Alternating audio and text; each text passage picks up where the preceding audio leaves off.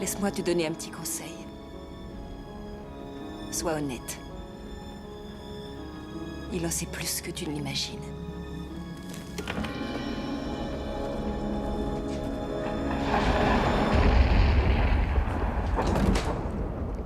Te voilà enfin. Bienvenue, Néo. Comme tu as dû le deviner, je suis Morpheus. Très honoré de te voir enfin. Non. Tout l'honneur est pour moi. Par ici. Viens, assieds-toi.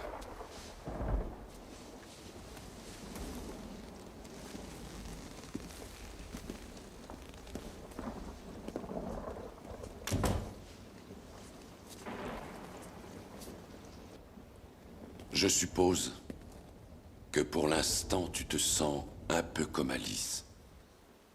Tombée dans le terrier du lapin blanc. On pourrait dire ça. Je le lis dans ton regard. Tu as le regard d'un homme prêt à croire tout ce qu'il voit parce qu'il s'attend à s'éveiller à tout moment. Et paradoxalement, ce n'est pas tout à fait faux. Crois-tu en la destinée, Néo? Non. Et pourquoi? Parce que je n'aime pas l'idée de ne pas être aux commandes de ma vie. Bien sûr, et je suis fait pour te comprendre.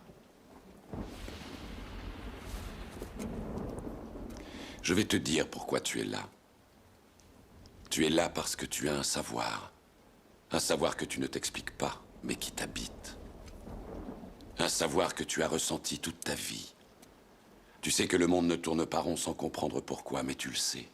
Comme un implant dans ton esprit. De quoi te rendre malade. C'est ce sentiment qui t'a amené jusqu'à moi. Sais-tu exactement de quoi je parle? De la matrice. Est-ce que tu veux également savoir ce qu'elle est? La matrice est universelle. Elle est omniprésente. Elle est avec nous ici, en ce moment même. Tu la vois chaque fois que tu regardes par la fenêtre ou lorsque tu allumes la télévision. Tu ressens sa présence quand tu pars au travail, quand tu vas à l'église ou quand tu paies tes factures. Elle est le monde qu'on superpose à ton regard pour t'empêcher de voir la vérité. Quelle vérité? Le fait que tu es un esclave, Néo. Comme tous les autres, tu es né enchaîné. Le monde est une prison où il n'y a ni espoir, ni saveur, ni odeur. Une prison pour ton esprit.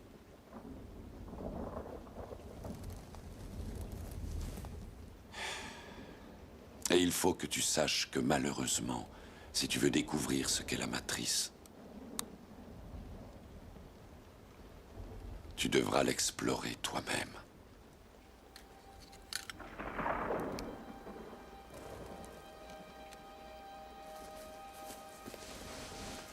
C'est là ta dernière chance. Tu ne pourras plus faire marche arrière. Choisis la pilule bleue et tout s'arrête. Après, tu pourras faire de beaux rêves et penser ce que tu veux. Choisis la pilule rouge, tu restes au pays des merveilles. Et on descend avec le lapin blanc au fond du gouffre.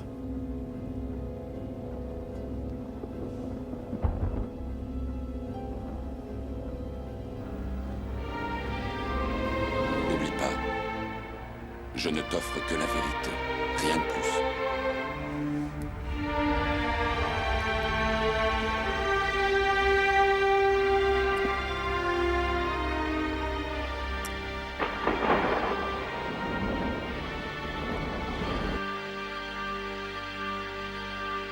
So I'm really imploring the people and all the peoples around the world, for God's sake, stop giving your democratically elected governments the benefit of the doubt. They are not deserving of that. They are not. Stop rationalizing whatever your government is doing. Stop rationalizing and come up with some good intentions. They have no good intentions. Never. As I said before, in the entire history of mankind, there has never been a political elite concerned about the well-being of regular people.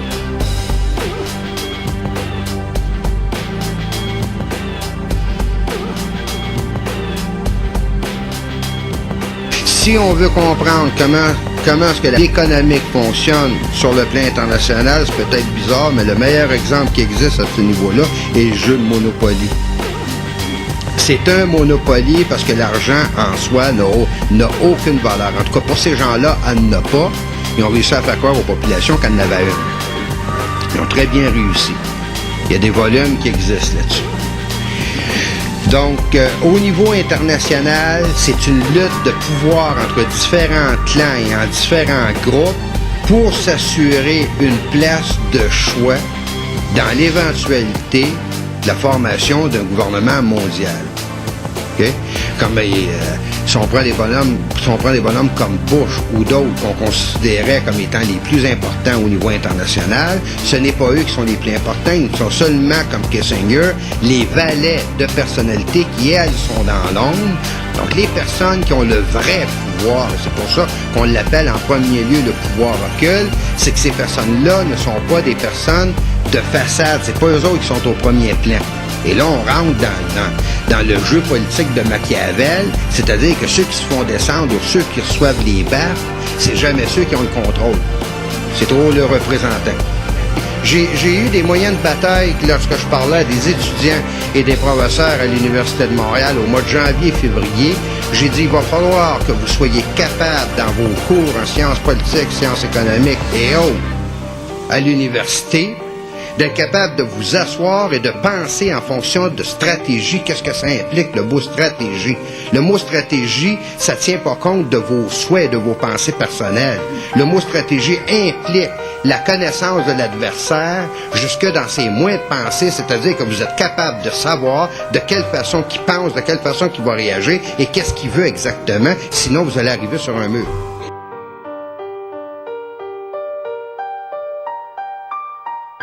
Même si on peut imaginer, rêver d'un Jérusalem devenant capitale de la planète qui sera un jour unifié autour d'un gouvernement mondial. C'est un joli lieu pour un gouvernement mondial. Et je peux vous dire une troisième chose. On ira ensemble vers ce nouvel ordre mondial. Et personne, je dis bien, personne ne pourra s'y opposer. Mais si l'on croit, comme c'est mon cas, dans la République, à un moment, il faut passer par la franc-maçonnerie.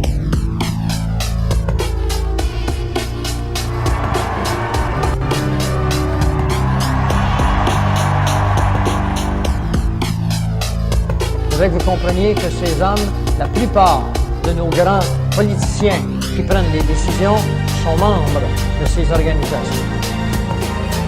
Mentir doit devenir une deuxième nature pour ces hommes.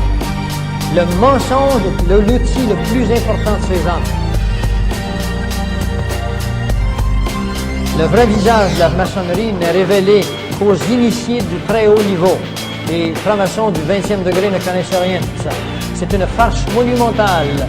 C'est des cours de sociologie, de protection entre eux, jusqu'au 30e degré. Et eux-mêmes resteront toujours, on parle des maçons qui précèdent le 30e degré, resteront toujours dans l'ignorance de la signification de son but et de ses grandes possibilités. Toutes les associations maçonniques lui doivent leurs secrets et leurs symboles.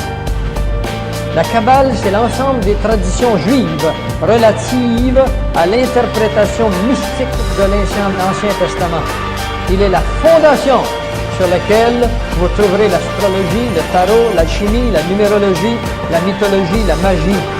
Dans le livre « Une loge révèle maçonnerie ou initiation », nous retrouvons la citation suivante. « Notre initiation, nos rituels, nos symboles remontent à l'Égypte ancienne. »